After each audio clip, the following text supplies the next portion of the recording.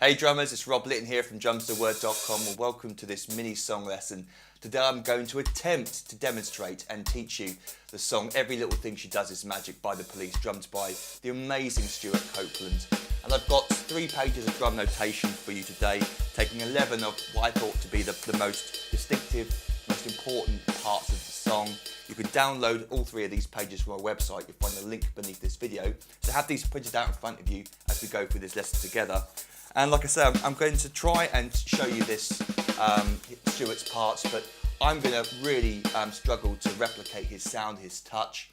I've written here at the top of the first page, an echo effect was added to quieter sections of the song, and some parts are even overdubbed. So this is what you hear. So for this lesson, I had choices when it came to transcribing. Do I transcribe exactly what he played or what you're hearing because of that echo effect? And so I decided for some of these licks, some of these parts, especially in the quieter sections, it was important to show you what you're hearing rather than what's actually being played, because that echo effect adds extra notes. And I thought, you know, you've heard it so many times that you hear those extra notes as part of the drum fill or drum beat. Some of the sections, you know, it's note for note, you can definitely hear what Stewart's playing. But there are also overdub sections as well. Pretty sure he's adding crash cymbals in sections. And bells of the ride cymbal, and Stewart's touch and feel is just incredible. It's so hard to replicate what he plays on the hi-hat, let alone on this electric hi-hat. So there's a few sections I might butcher here, but I'm showing you what he's playing. It's then up to you to try and get that exact feel and touch, and that's the really difficult part of this. So saying that, we're going to crack on with the first part, and our first example of that echo effect being added. He's playing this, but what you hear is, you hear an extra note at the end because of that echo effect. So what we're doing there is, on the and and beat 2, where the song starts, the song starts with the drums, I believe, 1 and 2 and 3. So we've got this triplet, right, right, left. You can use any sticking you like. It could be a single stroke. Right, left, right, and you end up with your left hand. But knowing Stewart, hearing sort of the lick and how easy it is to start with your right hand, the right, right, left sticking allows you to come out on your right hand afterwards really nicely. I believe that's the sticking he would have used, certainly how I would play it. So you're rolling into beat 3, 1, 2, and those 4 notes that you're hearing are slightly open. And again, this is really difficult to replicate on this electric hi-hat. You do get some subtlety with it, but it's so subtle the way Stewart plays this open note. It's ever so slightly open, and a lovely set of hi-hats as well. That really helps. But here we go. We're sort of playing and to the 3 and 4 and then we're into our first groove. And he starts with just the bass drum, by the way. I haven't been able to take you through every single part of this song for the reason I gave at the beginning. But just to mention, sometimes throughout this lesson, I'll sort of mention the bits coming before and after. He goes into just playing 8 notes on the hi-hat and the bass drum on beat 3, 1 and 2 and 3 and 4 and 1 and 2 and 3 and 4 and then he's doing all kinds of improvisations with the hi-hat, usually around 4 and some accents or open hi-hat notes. And then also 1 and as well, I heard a few times, so it's all over the place.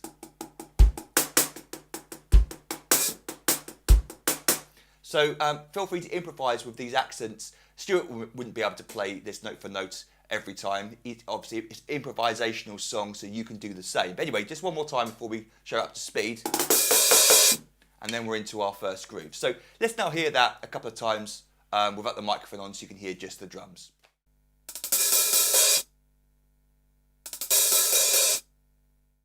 Okay, this next groove it occurs at 13 seconds, where Stewart comes in with the cross stick, just the bass drum at the beginning, and then the cross stick is added later. And I am really going to butcher this because there's so much subtlety going on with the accents and open hi-hats. But what I've got for you is the first 4 bars, and those 4 bars will show you the amount of improvisation he does. Every bar is different for those, well, apart from bars 1 and 3, but even then, you could argue that some of those accents aren't there. They're sort of... Anyway, so we got the first bar, 1 and 2 and 3 and 4 and. So accents on 2 and 4 and. They're not really loud, it's just slightly harder. And the cross stick and bass drum falling on beat 3. So the basic pattern is 1 and 2 and 3 and 4 and 1 and 2 and 3 and 4 and 1 and 2 and 3 and 4 and 1, 2, 3, 4. But the first bar, you sort of hear that. That's a good example. That first bar, I seem to remember when I was transcribing it. You could argue that the and of 2 isn't really accented, and you could really argue that the 2 isn't accented. It's so quiet in the mix, but you hear a slightly different note there, accented note. So there you go. That's my interpretation of the first bar. Second bar goes into some open hi-hats on 1 and, very strange. 1 and 2 and 3 and 4 and. Sounds cool though. But it's going in from the first bar into the second bar that I found quite tricky. 1 and 2 and 3 and 4 and 1 and 2. It's accenting 4 and at the end of the first bar, going into 1 and 2 open hi-hats, and not making it go 1 and 2, because it's not. It's subtler than that. It's less open than that. And then the end of that second bar is 4 and on the hi-hat. Bar 3, I sort of do here 1 and 2 and 3 and 4 and. And then bar 4, we get 4 open hi-hats, going up in volume ever so slightly. 1 and 2 and 3. 1 and 2 and 3, 4 and then 4 and at the end. 1 and 2 and 3, 4 and. So very slowly those 4 bars. 1 and 2 and 3 and 4 and 1 and 2 and 3 and 4 and 1 and 2 and 3 and 4 and 1 and 2 and 3 and 4 and. So let's hear it up to speed now. My attempt at playing that. And when you listen along to the song with the transcription, hopefully you can see my interpretation where it fits with what you're hearing on the recording. Anyway, here's my bit up to speed.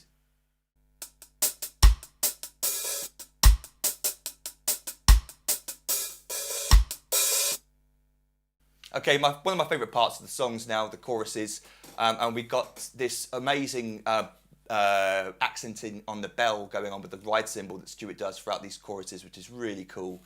And it's really hard to hear what the bass drum's doing. The first bar, what Stewart tends to do is he accents the bell on the and of 2 and 3, and then occasionally he'll play the accents on 1 and as well. So the first bar is an example of where he accents on the and of 2 and 3 only. So it's very quiet, but you can hear him sort of go into those accents straight away. 1 and 2 and 3. 1 and 2 and 3. So I'm just playing around here, the ride cymbal, then just moving to the bell with the butt of the shoulder of the stick into the bell. Just an easier way of playing it rather than down here and then coming up here. But you've got your own method. I like to play it here. You just move your hand to the right to go into the bell. 1 and 2 and 3 and 4 and 1. And we can hear that bass drum. 1, 2, 3 and 4 and. And then the second bar, I think he plays 1 and on the bass drum. But he accents those 2 with the bell. 1 and 2 and. Sorry, there's no bass drum after that snare drum. 1 and 2 and 3 and 4 and. 1 and 2 and 3 and 4 and. Then a crash cymbal on beat 1 of the next bar, and I don't really hear any accents on the bell. 1 and 2 and 3 and 4 and. And then the same as the second bar for the fourth bar. 1 and 2 and 3 and 4 and. Crash on the next bar. 1, 2 and 3 and 4 and. So basically the same as the first bar. And then we get 1 and again, I think he plays 1 and on the bass drum. 1 and 2 and 3 and 4. Into a snare and crash there on beat 4, I believe. This might be an overdubbed crash cymbal though, an example of an overdubbed crash cymbal in the song. But it doesn't really matter if you leave out that crash cymbal on 4, it's not going to be missed. But what I'm hearing on the recording is 4, and then the very last bar, 1, 2 and 3 and 4 and. No bass drums there throughout the rest of that bar. So lots of improvisation going on with the bell, the crash, and the bass drum as well. The only thing consistent is the snare drum staying on beat 2 and 4. So let me play those 7 bars for you slowly, then up to speed. 1, 2 and 3 and 4 and 1 and 2 and 3 and 4 and 1, 2 and 3 and 4 and 1 and 2 and 3 and 4 and 1 and 3 and 4 and 1 and 2 and 3 and 4, 1, 2 and 3, 4 and. Okay, and now my attempt at playing that up to speed.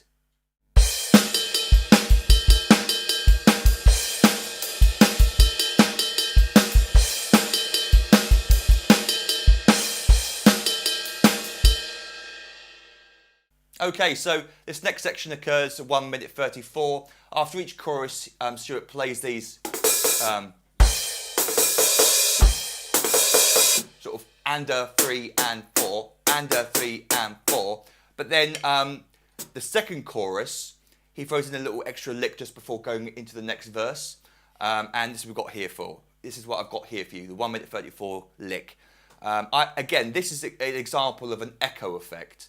So the extra note on the of 2 isn't actually being played. You just sort of hear it because of the echo effect. So again, I thought, do I write what he's actually playing, or do I transcribe what we're hearing? And I chose to transcribe what we're hearing here.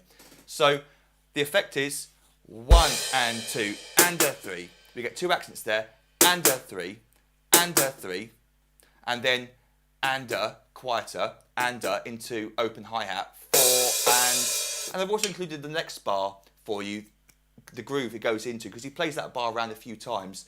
We're playing 1 and 2 and 3 and 4 and 1 and 2 and 3 and 4 and accents on 2 and 4 and. So it's like he's creating the backbeat for us, 2 and 4 on the hi-hat. Very reggae stuff, this.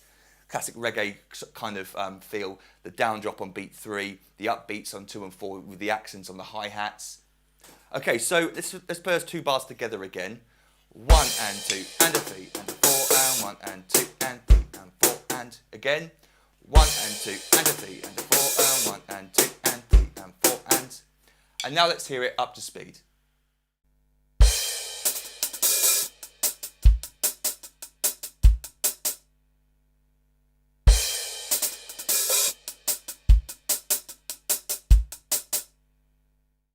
So one of the really cool drum fills that occur in the song occurs at 2 minute 11. Stewart is a wonderful example of mixing reggae style drumming with punk and rock, and he loves his flams, don't we all though? So we've got this really cool little drum fill. It's just preceding it is the bell pattern he's playing. So it starts with 1 and, but the drum fill starts on beat 2, and we get 2 and 3 and 4 and 1. It goes into a crash, 4 and 1 in the next bar. 1 and 2 and 3 and 4 and 1.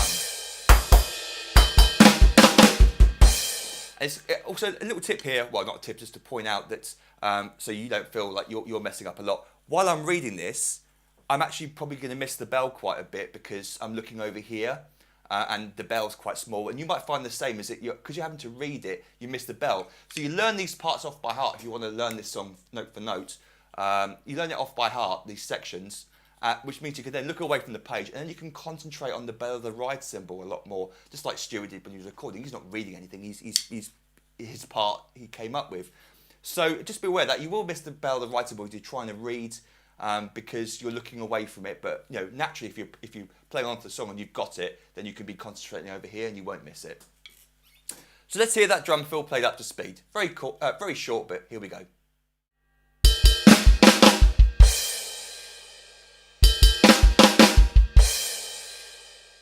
So I had to include another improvisational section showing you all the sort of variation that Stewart throws into this song. This occurs at 2 minute 35. He's playing 4 on the floor with the bass drum and 8 notes on the hi-hat, 1 and 2 and 3 and 4 and he's throwing in loads of little licks over the top, accents, open hi-hats and triplets.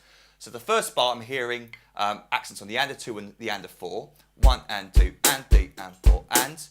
The second bar, we get an open hi-hat at the beginning on beat 1, closing on the and of 1, 1 and 2. Then we get 2 accents on the and the of 2, and a 3, 16th notes, and a 3, so you come up with the left hand, and a 3. The and of 3 then, the next 2 16th notes are, I haven't accented them, but they are still a little bit louder than the last 2, so it gets dynamics that's so hard to notate. But I've written and a 3, and a 4, and a 3, and a 4, and a. So that bar, 1 and 2, and a 3, and a 4, and a. You don't have to play them that quietly, and you don't have to play the accents that loud. Just sort of feel your own, use your own common sense here. The third bar, 1 and, open hi-hat on 1 and there, 1 and 2 and, 3 and 4. And then we get another set of those triplets you heard at the beginning of the song, going into beat 1 and 1 and 2 and a 1 and 2 and then and 3 and 3 and 4 and 3 and 4 and ending the line. So lots of improvisation there. Those 4 bars slowly, 1 and 2 and 3 and 4 and oh, there's not an open hi-hat there. 1 and 2 and 3 and 4 and 1 and 2 and a 3 and a 4 and a 1 and 2 and 3 and 4 and a 1 and 2 and a 3 and 4 and so let's hear that up to speed now.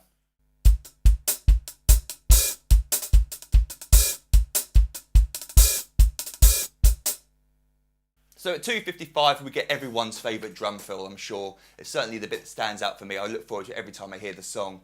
But I included the bar before it just because Stewart's now sort of playing around with the bass drum. He's playing a classic rock drum beat and he throws in some little push notes on the bass drum. So the first bar is just the groove before the drum fill. 1, a 2, 3, a 4 and these little pushes on the bass drum in between the hi-hats on the of 1 and the of 3. 1, 2, 3, 4 and then the next bar is the drum fill. 1 and a 2 and comes back up to the hi-hat and bass drum. 1 and a 2 and back down to the snare drum. 3 and a 4 and I don't think he goes into a crash cymbal. I think he just goes straight to the bell, straight to the ride cymbal, sort of near the bell, and he then plays the groove, which I'm going to show you in the next example. That occurs at 2:58. You can see it beneath the example, the drum fill we're going over at the moment on the transcription. But those two bars again: 1, a 2, 3, a 4, and 1 and a 2 and 3 and a 4 and a 1. 1, a 2 and 1, a 2, 3, a 4 and 1 and a 2 and 3 and a 1. So now let's hear that up to speed.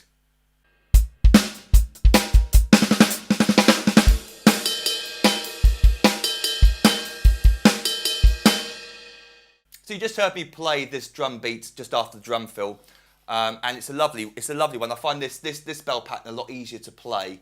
He sort of settles into it around bar 2 and then plays it, repeats it a few times. So the first bar is just one bass drum on beat 1, but the pattern, the writable bell pattern stays the same for all 4 bars. We get 1 and 2 and 3 and 4 and the bell occurs on beat 4 because you're sort of naturally accenting it anyway. So you can sort of hear it. There is a slight bell effect on beat 4. 1, 2 and 3 and 4 and 1, 2 and 3 and 4 and. Then the next bar he settles into something and the bass drum is playing 1 and 2 and 3 and 4 and. Lovely. The bass drum slips in between there and 3 and 4 and it goes with the vocals. And 3 and 4 and 1 and 2 and 3 and 4. So the bell is following those vocals. 1 and 2 and 3 and 4 and 1 and 2 and 3 and messing up the bass drum.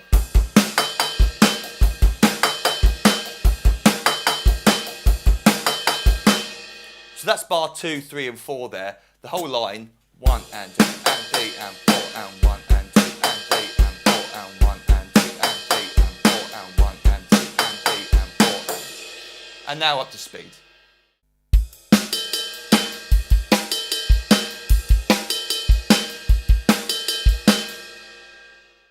So on to page 3, the next example is like a sort of drum fill groovy bit that occurs at 3 minutes 17.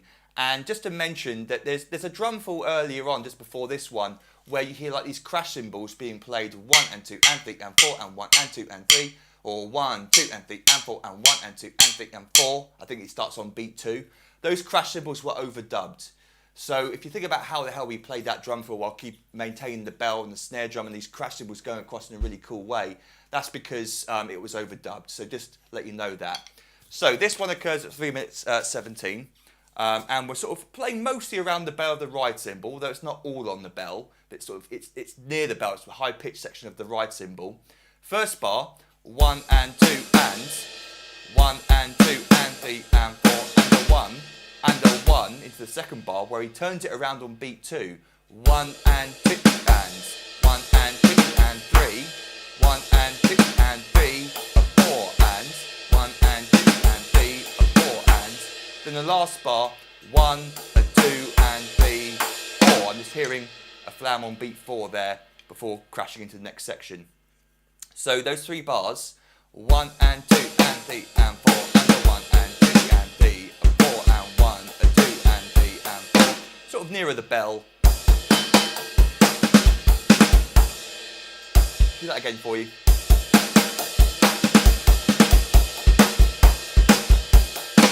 That wasn't near the bell at all, but you know, you can play around with your position on the right cymbal. It's hard to create a line of notes that are constant, at the same level of bell. Level of bell, that's a nice term. So you've got to play around with that yourself. But here we go. Here's those 3 bars up to speed.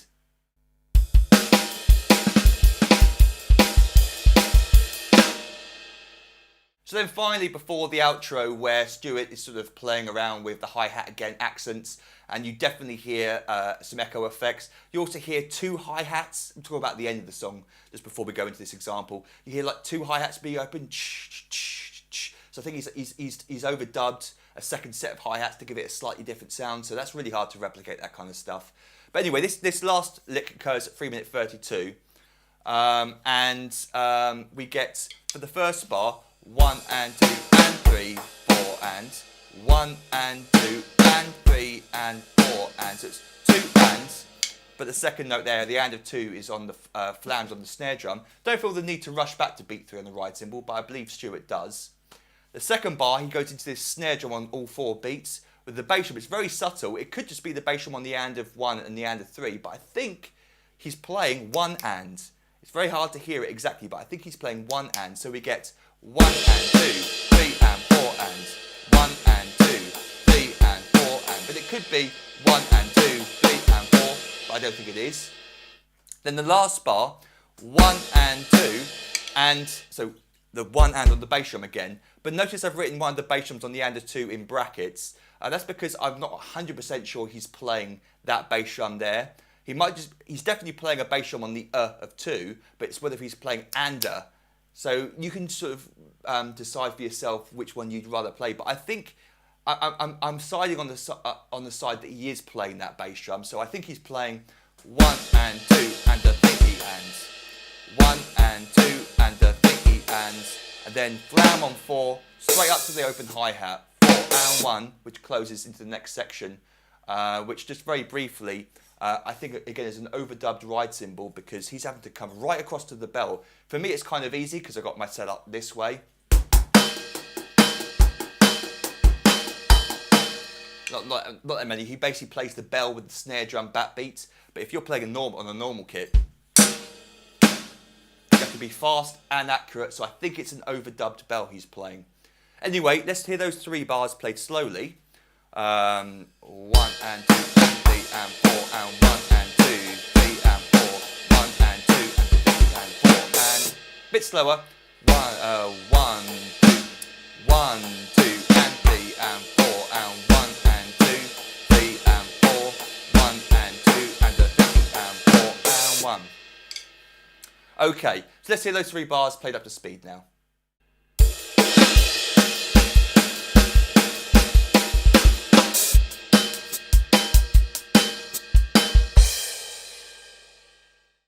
So there you go. If you've got any questions about any of that, feel free to email me, rob@drumstheword.com. Don't forget to download the free PDF from my website. You'll find the link beneath this video. And hopefully with all of these sections here, you've got the meat and potatoes, the main parts of the song that you can take away and have a go at perhaps playing along to the whole tune. Although do give yourself a break because it is a hard song to play along to if you're trying to copy Stewart's playing and his accents in the correct places. It is very, very advanced. And like I said earlier on, Stewart wouldn't be able to play this note for note a second time. He'd improvise it. It's an improvisational type song. Every time he performs it live, it's different. So you can do the same. But with these transcriptions of this lesson, you've really got some good ideas of what he's playing in most parts of the song, and you can take it away, either practice it in isolation or along to the song. But if you've got any questions about any of that, as I say, feel free to email me, rob@drumstheword.com, and you might want to consider signing up to become an online member at my website. And what I offer currently for $97 is a full year's online access to every single full video song lesson I've ever recorded and transcribed. That's over 400 famous and popular songs now, where I teach you a song from start to finish, every single bar, every single fill. You get the fully transcribed drum chart that comes with each of those lessons. And like I said, I've got over 400 famous and popular songs, including a couple of other police songs as well. As a thank you for signing up, I give you access to hundreds of more videos teaching you many, many famous drum fills, beats, and even solos. And then I give you 3 ebooks I've written over the years containing, guess what? Hundreds more famous drum beats, fills and solos. And over the year of your subscription, you also gain instant online access to all the new material that I upload for my members. And I record new lessons every week unless I'm ill or on holiday. So you've got lots and lots of cool stuff to look forward to over the year of your subscription. And if you want to make any song suggestions, then please go over to my Facebook page. Again, you'll find the link beneath this video. That's the best place to make song suggestions, where others get to vote on them. I do a little post on a regular basis where I ask for song suggestions. Then my followers get to give them to me, and then others get to vote on them, and the most popular songs get chosen, just like this song was today. But any questions, rob@drumstheword.com. And until our next drum lesson together, toodle pip and happy drumming to you.